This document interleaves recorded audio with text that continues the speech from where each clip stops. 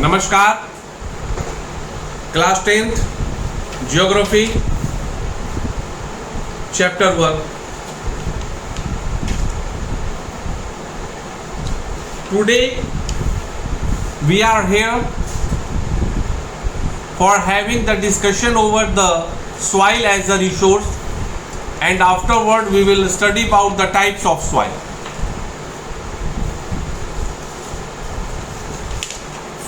My first question to you: why we can consider soil as a resource? Soil को संसाधन क्यों माना जाना चाहिए? कॉमनली कोई बताओ, सोचना शुरू कर दो। You will start thinking that what I have to explain, how we will explain. बच्चों, if you are thinking, it means you are not having the logic. You have to develop the implementation of logic.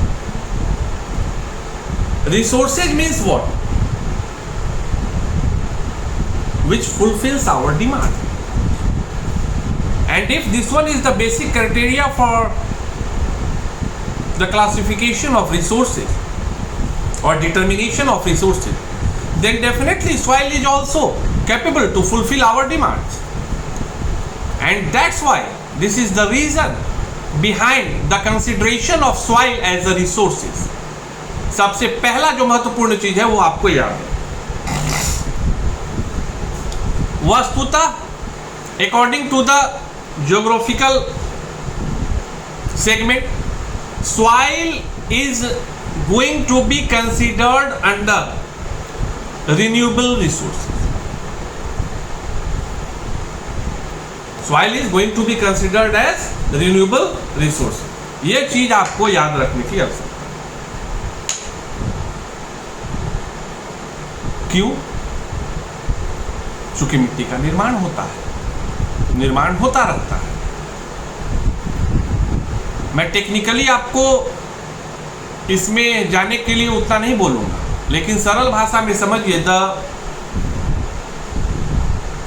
Reason behind the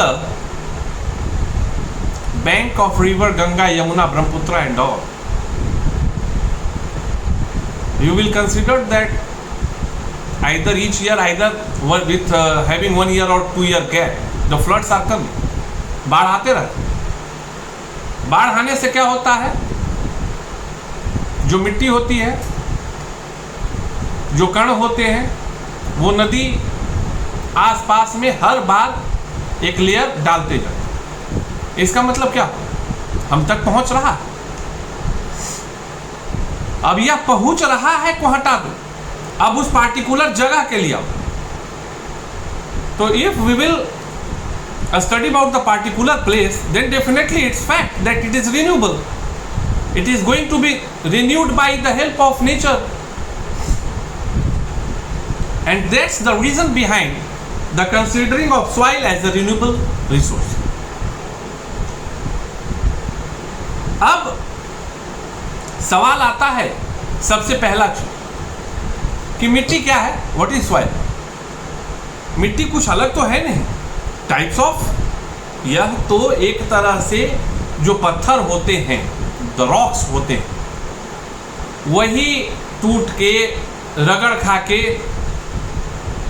उसमें कुछ जब काफी बारीक powder के रूप में वो कन्वर्ट हो जाते हैं, when it will converted into the dust, in the form of dust, and by the help of the nature, if some minerals, nutrients mixed up in the dust, that will form soil. वही तो मिट्टी है। सरल भाषा, rocks का ही एक रूप है, type of rock. It is made up by rocks and mixed up with minerals. बेहद सरल कॉन्सेप्ट जो आपको याद रखने की आवश्यकता है। अब आप धरती को अगर समझें तो आप क्या पाएंगे कि सबसे ऊपर क्या होता है? मिट्टी का ऊपरी परत, which is known as top soil, the upper soil layer. Top soil बोले तो जो धरती पर सबसे ऊपर जो मिट्टी की परत दिखती है उसको क्या बोलते हैं? Top soil. टॉप सॉइल के बाद क्या आता है? आता है सब सॉइल। उसके बाद क्या आता है? सब soil, weathered rocks, sand and silt clay. उसके बाद क्या आता है? Substratum, weathered parent rock material, and last में अनवेदर्ड पेरेंट बेड रॉक्स। जो सबसे लास्ट होता है सॉइल प्रोफाइल का उसको बेड रॉक बोलते हैं। उसके ऊपर को substratum, weathered parent rock material बोलते हैं। उससे ऊपर को सब soil, weathered rock and sand and silt clay बोलते हैं। और सबसे ऊपर वाले को टॉप सॉइल बोलते हैं, upper layer of the soil. इस चीज को हम लोग समझे कि what is the layer of the soil, layer representation of the soil. अब सबसे पहले सॉइल के कुछ फीचर्स को समझना है, कुछ चीजों को तो जानना होगा। In last session I was having the discussion over the forest area, in which what I told, I hope that you kept that thing in your mind, that for the climate control, the requirement for forest land area is how much? 33%. We discussed about the increment in the forest area, but we have to understand that right now also we have to work hard because we are far away from the 33%. जो कुल भूमि का 33% वर्णाच्छादित होना चाहिए, अभी भी हम उस आंकड़े से काफी दूर हैं. We are very much far away from that data. So definitely we have to work hard for the climate control.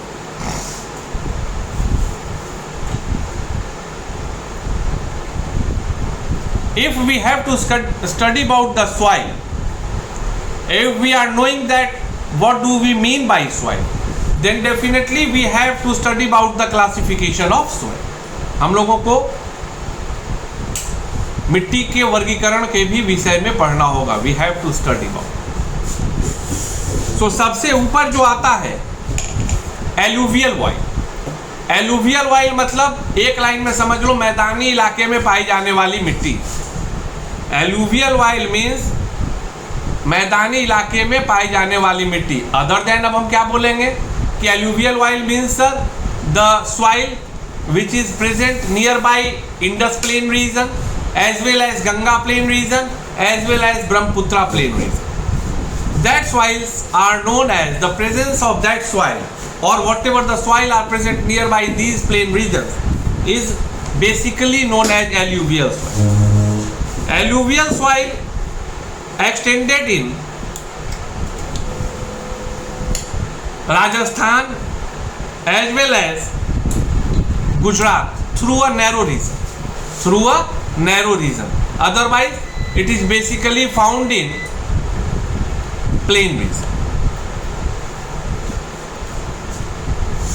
Except having the presence of alluvial soil in plain region and in a little bit corridor of Rajasthan or Gujarat region, it is also found in deltas of Mahanadi, Godavari, Krishna and Kaveri. मैदानी इलाके, एक संकीर्ण corridor Gujarat और राजस्थान के अलावा कृष्णा, गोदावरी, कावेरी और महानदी के delta में भी एलुवियल वाइल पाया जाता है. वहां भी जो मिट्टी पाई जाती है उसको क्या बोलते हैं? एलुवियल वाइल बोलते हैं. Basically alluvial while soil consist of sand, silt, clay. इस चीज को याद रखना है कि एलुवियल वाइल सॉइल जो है वो बेसिकली सैंड, सिल्ट और क्ले की प्रचुरता इस मिट्टी में ज्यादा पाई जाती है. This is classified into two types, Bangar and Khadar. Bangar जो पुरानी एल्यूवियल सॉइल होती है उसको बांगर बोलते हैं, and the new alluvial soil is known as Khadar. इस चीज को याद रखना कि जब मिट्टी का वर्गीकरण हम लोग समझना शुरू किए तो ठीक है एल्यूवियल सॉइल से शुरू हुआ, तो सबसे पहले तो चीज है कि क्या चीज का बना होता है, तो आदमी कह देगा कि sir it is made up of sand, salt in clay, पहला पॉइंट क्लियर। कहाँ इसकी उपलब्धता है, Indus river region, Ganga river region, plain region, और ब्रह्मपुत्रा प्लेन रीजन। चलो ठीक है, दूसरा भी हो गया। साथ में कहाँ है, तो in a short corridor of Gujarat and Rajasthan. इसके अलावा भी कहाँ है, तो महानदी कृष्णा, कावेरी, इन सभी के डेल्टाज। ये तो इसकी उपलब्धता की बात। अब जब एल्यूवियल सॉइल की बात हो रही है तो उसके बाद क्या चर्चा होगी कि भाई इसके कुछ प्रकार भी होते हैं क्या, is there any types of classification of alluvial soil. तो हाँ, पुराना alluvial, old alluvial and new alluvial. तो जो ओल्ड एल्यूवियल है उसको बांगर बोलते हैं, सॉइल बोलते हैं, और न्यू एल्यूवियल को खादर सॉइल बोलते हैं। ये चीज आपको याद रखने की आवश्यकता है।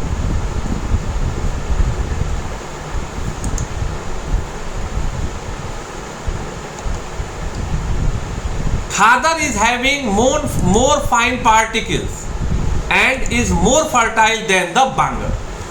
खादर मिट्टी जो होती है बांगर मिट्टी से ज्यादा फर्टाइल होती है और ज्यादा फाइन पार्टिकल होता है। याद रखिएगा that if the question will be asked in such kind of manner that which alluvial soil is more cooperative for agricultural work, then you have to write that Khadar is much better with respect to Bangar.